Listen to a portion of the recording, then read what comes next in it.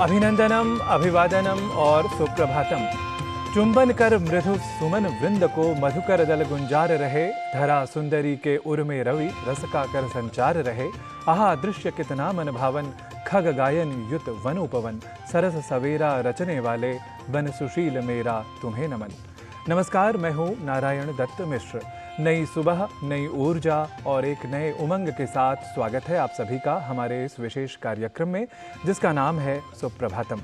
सबसे पहले नजर डालते हैं कार्यक्रम में क्या है आज विशेष।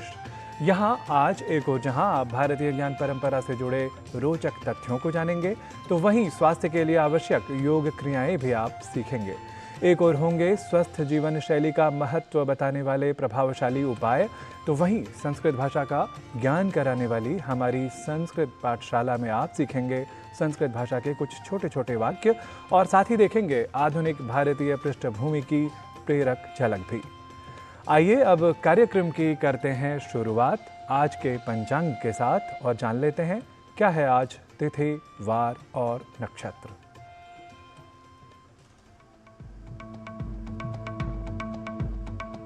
आज का पंचांग युगाब्द 5125, विक्रमी संवत 2080, शक संवत 1945, दक्षिणायन, हेमंत ऋतु, मार्गशीर्ष मास, शुक्ल पक्ष, द्वितीया तिथि, बृहस्पतिवार, पूर्वाषाढ़ा नक्षत्र। आज का दिन सभी के लिए मंगलमय हो।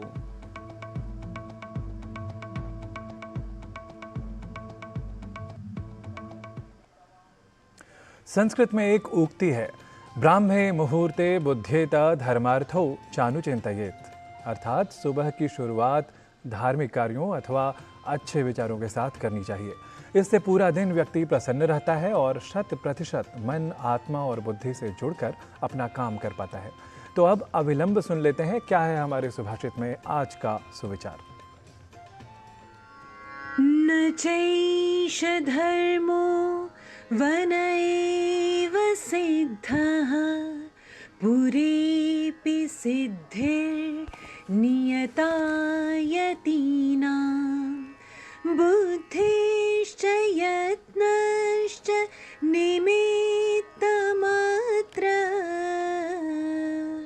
वनञ्च लिङ्गञ्च हि भीरुचिह्नम्। धर्म के तत्व की प्राप्ति वन में ही नहीं होती, बल्कि नगर में रहते हुए भी तपस्वी द्वारा धर्म का सार समझा जा सकता है। वस्तुतः विचार तथा प्रयास ही मुख्य साधन कहे गए हैं। स्थान इत्यादि तो निमित्त मात्र है।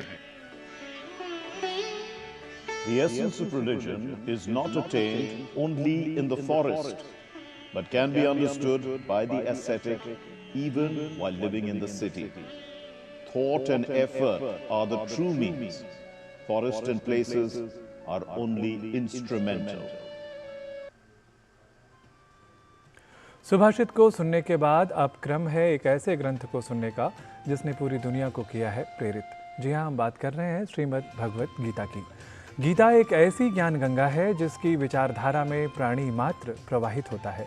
जाति, धर्म, वर्ण या वर्ग विशेष से परे गीता व्यवहार के द्वारा व्यक्तित्व निर्माण की बात करती है, सबके हित की बात करती है।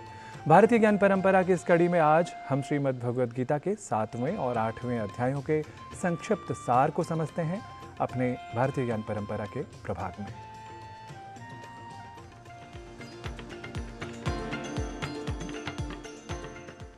यस्मात् धर्ममयी गीता सर्वज्ञान प्रयोजिका, सर्वशास्त्रमयी गीता तस्मात् गीता विशिष्यते।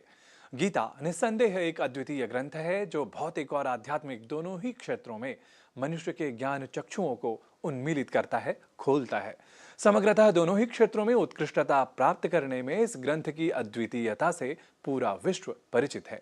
गीता में निहित कृष्ण के उपदेशों को प्राप्त कर अर्जुन को परम ज्ञान की प्राप्ति जिस तरह होती है, उस परम ज्ञान का अंश मात्र भी हम यदि जीवन में समझ सकें और तदनुरूप जीवन जी सकें, उसी उद्देश्य के साथ भारतीय ज्ञान परंपरा में प्रेरणा स्वरूपा श्रीमद् भगवद गीता नाम की श्रृंखला के चतुर्थ सोपान को लेकर मैं उपस्थित हूं, नारायण दत्त मिश्र।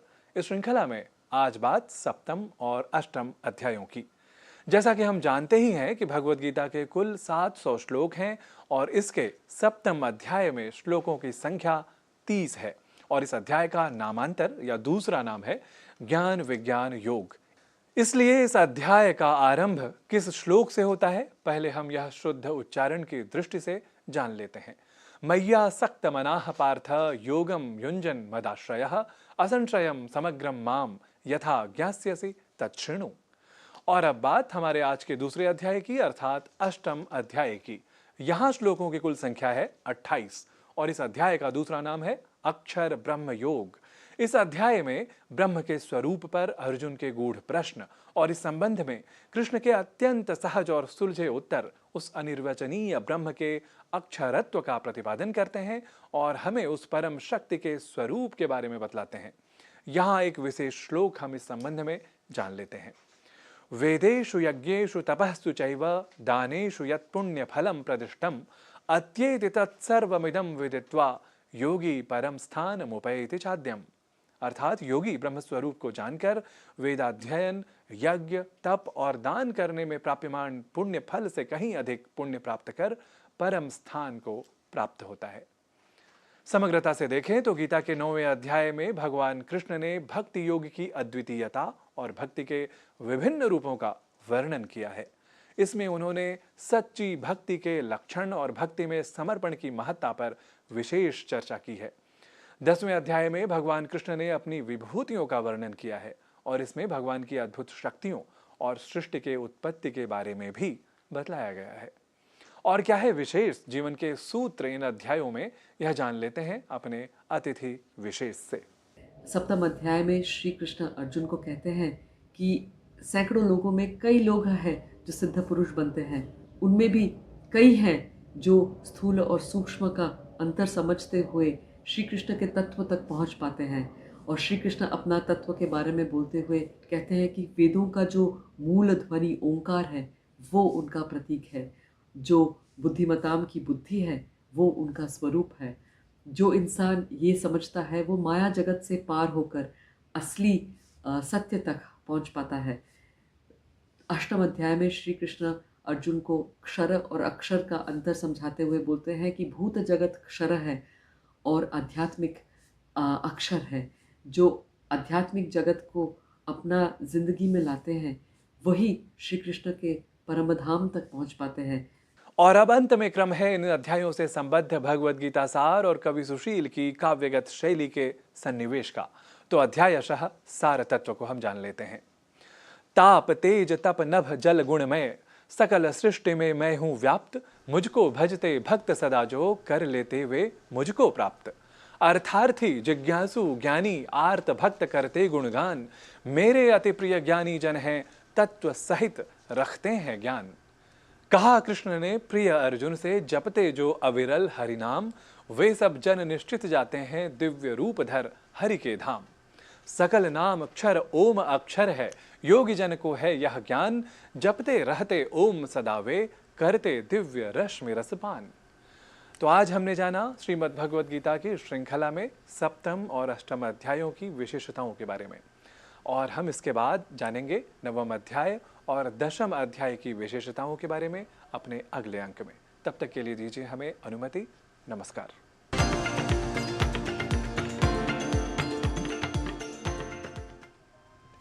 श्रीमद् भगवद गीता के अध्ययन से निस्संदेह मानसिक और आध्यात्मिक स्वास्थ्य हमें प्राप्त होता है।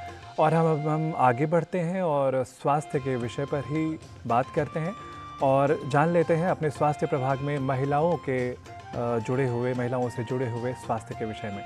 महिलाओं का स्वास्थ्य वास्तव में एक अहम विषय होता है। महिलाओं के स्वास्थ्य को बेहतर रखने के लिए सही देखभाल अत्यंत महत्वपूर्ण है। महिलाएं, माताएं स्वस्थ रहकर ही स्वस्थ परिवार और स्वस्थ समाज का निर्माण कर सकती हैं। तो ऐसे में आइए देखते हैं महिलाओं के स्वास्थ्य का आकलन करती हमारी सहयोगिनी किरण भारद्वाज की यह विशेष रिपोर्ट।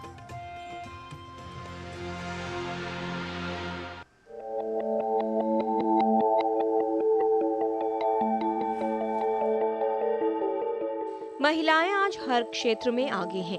हर क्षेत्र में वो अपना योगदान दे रही हैं, अपनी जगह बना रही हैं और अपनी पहचान दर्ज करा रही हैं।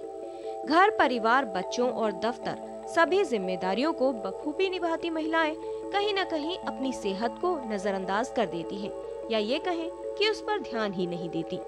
किशोरियों में ज़्यादा प्रॉब्लम है ग्रोथ एंड डेवलपमेंट की। और ग्रोथ एंड डेवलपमेंट एक तो उनका शारीरिक विकास, मानसिक विकास और साथ में महीने की शुरुआत, जिसको कि हम मेंस्ट्रुअल पीरियड बोलते हैं, उसकी शुरुआत होती है।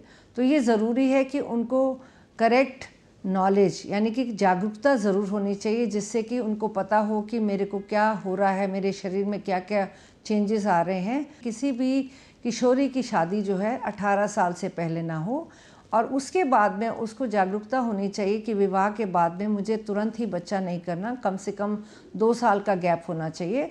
और उसके लिए वो डॉक्टरी सलाह ज़रूर लें, जो कॉन्ट्रासेप्टिव मेथड्स हैं उनके उपाय के लिए।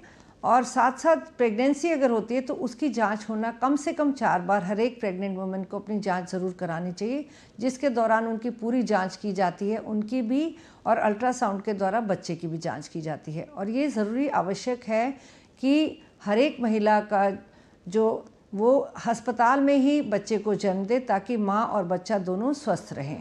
महिलाओं को अपने जीवन में कई नाजुक अवस्थाओं से गुजरना पड़ता है, और इन सभी महत्वपूर्ण अवस्थाओं जैसे बचपन, किशोरावस्था, गर्भावस्था और वृद्धावस्था में महिलाओं को सही स्वास्थ्य देखभाल की आवश्यकता होती है।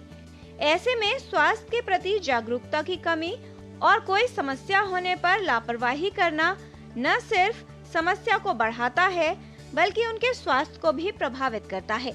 ऐसे कई कारक हैं जो महिलाओं में स्वास्थ्य को प्रभावित करते हैं, जैसे बचपन से ही सही पोषण न मिलना, अनीमिया, शारीरिक कमजोरी, गर्भावस्था में पोषण व देखभाल की कमी, प्रसव के दौरान की जटिलताएं, मासिक धर्म में अनियमितता व समस्याओं का होना, नियमित व्यायाम न करना, मानसिक थकावट और अवसाद, और वहीं महिलाओं में होने वाले कैंसर जैसे स्तन कैंसर व प्रजनन अंगों के कैंसर महिलाओं के स्वास्थ्य के लिए बड़ी समस्या उत्पन्न करते हैं। अनीमिया तो कंटिन्यूसली हमें वॉच करना है। अगर महिला सुस्त है, काम नहीं कर पाती ठीक से, तो बहुत ज़रूरी है कि हम अनीमिया की देखभाल और उसकी जांच और उसका इलाज ज़रूर होना चाहिए। जैसे जैसे उम्र बढ़ती जाती है तो बहुत सारे चेंजेस बॉडी में आते हैं। मीनोपॉज यानी कि मासिक धर्म जो है वो बंद हो जाता है, और इसके साथ कुछ और समस्याएं हैं, जैसे कि कैंसर की जांच होना, वो या मानसिक रोग हैं, वो अकेलापन का शिकार हो सकती है। भारत में किशोरियों से लेकर हर उम्र की महिलाओं में खून की कमी और अनीमिया की समस्या देखी जाती है। किशोरावस्था में हार्मोन में परिवर्तन होते हैं। ऐसे में पोषण पर विशेष ध्यान देने की आवश्यकता होती है। इसके अलावा गर्भावस्था में सही देखभाल की जरूरत होती है, साथ ही सही पोषण मिले इसकी भी आवश्यकता होती है, क्योंकि इसका प्रभाव गर्भवती माँ और उसके गर्भ में पल रहे शिशु दोनों के स्वास्थ्य पर पड़ता है। महिलाओं में रजोनिवृत्ति के बाद कई कैंसर और अन्य समस्याओं का खतरा बढ़ता है। शारीरिक समस्या के अलावा महिलाओं में मानसिक स्वास्थ्य को लेकर भी कई खतरे रहते हैं। महिलाओं में तनाव, उदासीनता और अवसाद और कई तरह की अन्य मानसिक समस्याएं भी हो सकती हैं, जिसे अक्सर नजरअंदाज किया जाता है।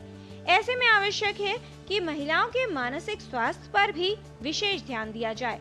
जरूरी है कि सभी महिलाएं अपने स्वास्थ्य को लेकर जागरूक और सजग रहें, अपने स्वास्थ्य की सही देखभाल करें, स्वस्थ जीवन शैली अपनाएं और खान पान का विशेष ध्यान रखें। इससे बीमारियों का खतरा कम होगा और महिलाओं का स्वास्थ्य ठीक रहेगा। किरण भारद्वाज, डीडी न्यूज। और अब बात स्वास्थ्य की ही। कहा भी गया है योगः कर्मसु कौशलम, और फिर यह भी कि शरीर माध्यम खलु धर्म साधनम। वास्तव में योग शरीर को दुरुस्त बनाता है और मन को भी मजबूत करता है।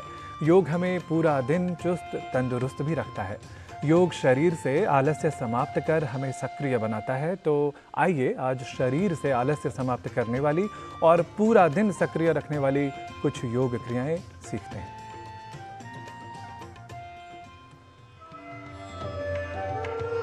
नमस्ते, मैं अंकिता सूद। अगर दिन की शुरुआत ही हमने सही ढंग से और यौगिक तरीके से कर ली तो पूरा दिन तरोताज़गी से भरा हुआ होगा। जब भी हम सोकर उठते हैं तो हमें ऐसा लगता है कि कुछ मसल्स स्पैज़म में है, कुछ टाइटनेस है, कहीं ना कहीं हमें कहीं दर्द होती है और कुछ आलस भी भरा हुआ होता है। तो हमारे दिन की शुरुआत हम अपने बेड के ऊपर ही करने वाले हैं। फर्स्ट टेक्निक है, अपने ही बेड पे कर सकते हैं यस्तिक आसन। पूरी तरह से आपने अपने शरीर को ऑपोजिट स्ट्रेच देना है विथ ब्रेथ अवेयरनेस और फिर वापस धीरे से आ जाएंगे। टेक्निक नंबर 2, पवन मुक्त आसन, जिसमें हमने धीरे से पैर को इस तरह से स्ट्रेच करना है और दबाना है पेट को, जिससे पेट सुबह सुबह नरम होता है। और फिर वापस रिपीट करेंगे दूसरे लेग के साथ। ऐसा हम 5 से 10 बार कर सकते हैं और फिर दोनों लेग्स को भी साथ में कर सकते हैं, रिलैक्स कर सकते हैं। और अब हम कुछ प्रैक्टिकल टिप्स जानेंगे गुरु माँ हंसा जी योगेंद्र से। नमस्कार। आप दिन की शुरुआत कैसे कर रहे हैं, ये निश्चित करेगा कि आपका दिन का अंत भी कैसे हो। जो दिखाए गए आसन है उसके साथ आप 1 गिलास गर्म नींबू पानी ज़रूर पीजिए। अब शांति से थोड़े समय 10-15 मिनट आंख बंद करके सुखासन में बैठिए। सवेरे सवेरे ये शांत मन को करना बहुत ज़रूरी है, क्योंकि वही निश्चित करेगा कि दिन भर में भी आप अपना मन शांत रह के अपने कर्म करें। तो कोशिश यही करनी है कि मन को सही स्थिति में रखना और आनंद से जीना।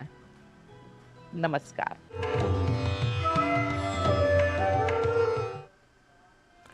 सुप्रभातम के इस अंक में अभी समय है अल्प विराम का। हम जल्द ही लौटेंगे। आप देखते रहिए डीडी न्यूज़।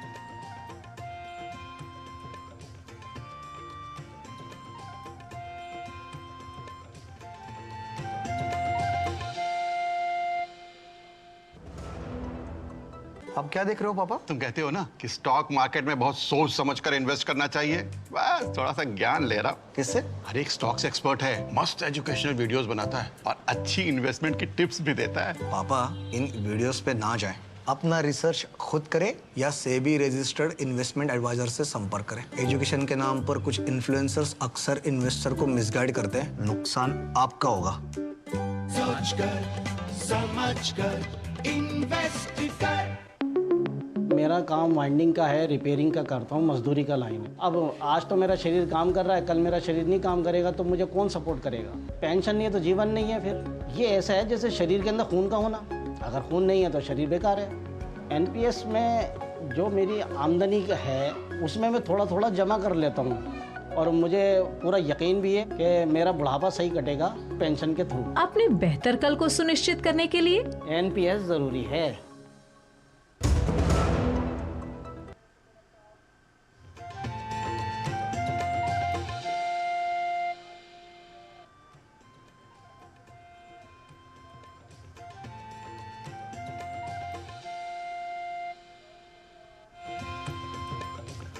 पुनरपि स्वागतम समेशाम, अर्थात फिर से आपका स्वागत है। हम बात करने जा रहे हैं अब संस्कृत की। संस्कृत एक भाषा ही नहीं बल्कि एक आदर्श जीवन शैली है। यह एक परंपरा है जो संस्कृति से जोड़ने के साथ ही अपनी अद्भुत वैज्ञानिक विशेषताओं के कारण हमें आधुनिक और तर्कशील भी बनाती है। इसलिए हम सभी को संस्कृत का ज्ञान होना ही चाहिए। तो आइए संस्कृत भाषा सीखने के लिए चलते हैं हमारे सहयोगी गवीश द्विवेदी के पास।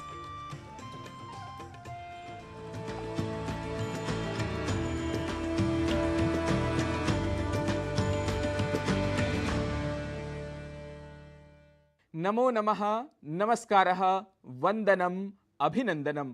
संस्कृत पाठशालायां पुनरेकवारं स्वागतम। विगत अंक में हमने नपुंसक लिंग में वह घर है तत् गृहम कुछ इस प्रकार के वाक्य बनाए थे। आज हम नपुंसक लिंग में समीपवर्ती व्यक्ति या वस्तु के लिए यह शब्द का प्रयोग करके वाक्य बनाएंगे। देखिए, बिल्कुल राइम की तरह है। एक का यदि पता चल गया तो दूसरा अपने आप ज्ञात हो जाता है। पुल्लिंग में हमने सीखा था सः एषः। स्त्रीलिंग में सीखा था सा एषा। तो अब नपुंसक लिंग में दूर के लिए तत् और समीप के लिए एतत् पद का प्रयोग करना है। तो अब यदि हमें वाक्य बनाना है कि यह यंत्र है, जो मेरे हाथ में टैब है इसको हम यंत्रम कह लेते हैं, यह यंत्र है, तो इसके लिए हम वाक्य बनाएंगे एतत् यंत्रम। क्योंकि ये मेरे पास है, यहां मैं एतत् शब्द का प्रयोग कर सकता हूं। यह वस्त्र है, कपड़ा है, एतत् वस्त्रम। यहां पर यह चित्र है तो मैं कह सकता हूं एतत् चित्रम। आइए आप सब भी मेरे साथ करिए अभ्यास। यह साबुन है, एतत् फेनकम। यह पुस्तक है, एतत् पुस्तकम। कंकतम, एतत् कंकतम। कंकतम कंघी कोम। पर्णम, एतत् पर्णम। तिलकम, एतत् तिलकम। यह तिलक है। आभरणम, एतत् आभरणम। यह आभूषण है। गृहम, एतत् गृहम। यह घर है। विमानम, एतत् विमानम। यह विमान है, यह एयरक्राफ्ट है, एरोप्लेन है। दूरदर्शनम, एतत् दूरदर्शनम। अब नपुंसक लिंग में वह विमान है और यह यंत्र है। इसका यदि संस्कृत वाक्य हमें बनाना है तो वाक्य बनेगा तत् विमानम एतत् यंत्रम। तत् विमानम एतत् यंत्रम। इसी प्रकार फलम, पुष्पम, तिलकम, आभरणम, चित्रम, जिनके अंत में अम सुनाई दे, अधिकतर वे शब्द नपुंसकलिंग होते हैं। आप भी इन शब्दों से बनाइए कुछ नए वाक्य। आपसे पुनः मिलेंगे संस्कृत पाठशाला में। तब तक के लिए नमो नमः।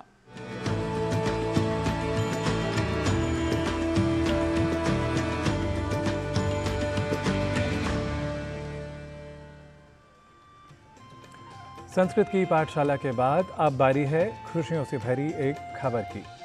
पंजाब के लुधियाना जिला निवासी हरिओम जिंदल से आज आपकी मुलाकात हम करवा रहे हैं, जिन्होंने झुग्गी बस्ती में रहने वाले बच्चों के हाथों से कूड़ा छीनकर उन्हें किताबें थमाई।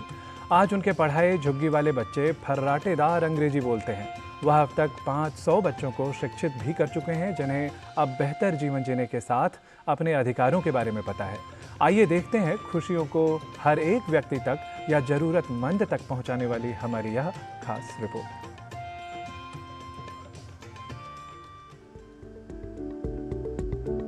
ये हैं पंजाब के लुधियाना के रहने वाले हरिओम जिंदल और उनकी टीम, जो आज ना जाने कितने सपनों को पंख दे रहे हैं।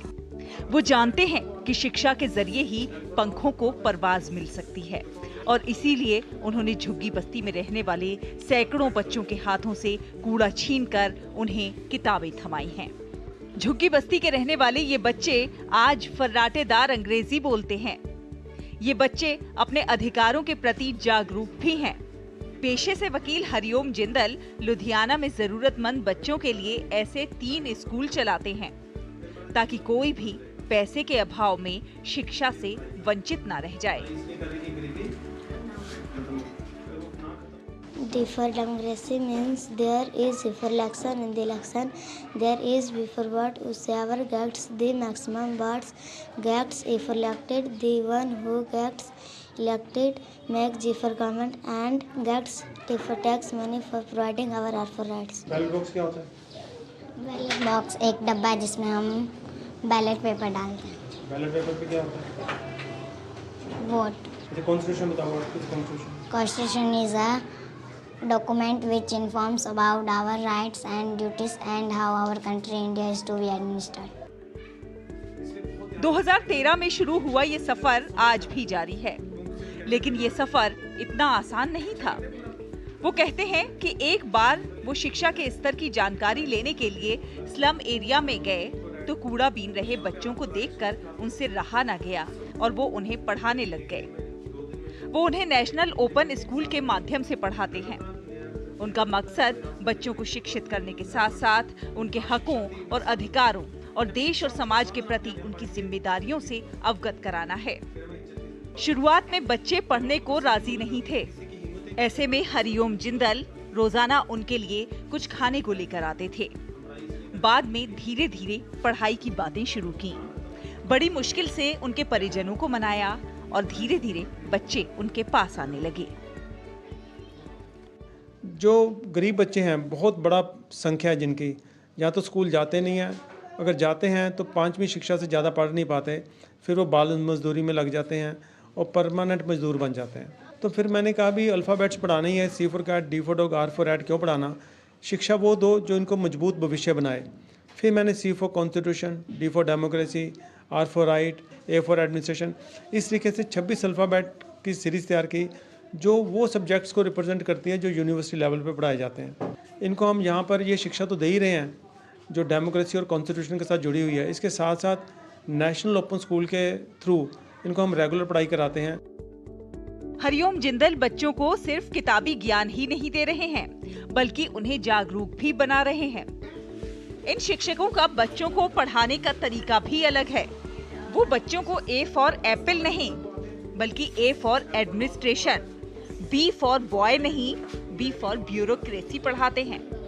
उन्होंने बच्चों के लिए अल्फाबेट्स की एक खास किताब एम्पावरमेंट थ्रू नॉलेज तैयार की है। इस तरह से पढ़ाने के 2 फायदे हैं। पहला कि बच्चे शिक्षित होते हैं, दूसरा वो समाज के प्रति जागरूक होते हैं। ये बच्चे समझते हैं कि एडमिनिस्ट्रेशन क्या होता है, कॉन्स्टिट्यूशन क्या है। निश्चित ही शिक्षा की ये पहल अनुकरणीय है। लुधियाना से शीतल की रिपोर्ट, डीडी न्यूज।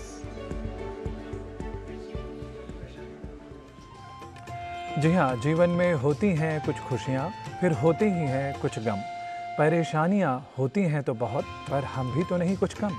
इसी विश्वास के साथ जीवन में खुशियों की बयार ढूंढते और यूं ही हर प्रभात आप तक हम पहुंचाते रहेंगे, क्योंकि कहा भी गया है पुनः प्रभातम पुनरेव शर्वरी, अर्थात रात्रि पुनः शशांकः पुनरुद्यते रविः। तो कल फिर लेकर आएंगे जीवन में रवि और प्रभात का प्रकाश व उल्लास। तब तक के लिए मुझे और हमारी पूरी टीम को दीजिए अनुमति। नमस्कार।